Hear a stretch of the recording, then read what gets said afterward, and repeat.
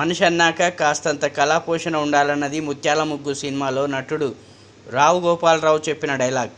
అది BRS MLA మల్లారెడ్డికి అతికినట్టు సరిపోతుందని అంటున్నారు తెలంగాణలోని కొందరు రాజకీయ నేతలు. ఈటెల తనకు పాత మిత్రుడని 20 ఏళ్ల పాటు బీఆర్ఎస్లో ఉన్నారన్నారు సదరు ఎమ్మెల్యే. ఏదో ఫంక్షన్లో ఎదురుపడి పలకరిస్తే తాను అన్న మాటల వీడియోను వైరల్ చేసేస్తారా అంటూ చమత్కరించారు. మేడ్చల్ ఎమ్మెల్యే మల్లారెడ్డి శుక్రవారం బీఆర్ఎస్ ఎమ్మెల్యే మల్లారెడ్డి ఓ వివాహ ఫంక్షన్కు హాజరయ్యారు. అదే సమయంలో మల్కాజ్గిరి బీజేపీ ఎంపీ అభ్యర్థి ఈటెల రాజేందర్ అక్కడికి వచ్చారు. ఈ సందర్భంగా అన్నా నువ్వే గెలుస్తున్నావు అంటూ పలకరించారు ఆయన. ఈ వీడియో సోషల్ మీడియాలో ఓ రేంజ్లో ట్రెండ్ అయింది.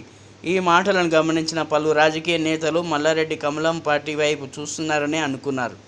రేపు మాపు ఆయన కూడా కారు దిగేయడం ఖాయమని అన్నారు. నిన్న ఒక ఫంక్షన్లో మన ఈటెల రాజేందర్ కలిసాడు.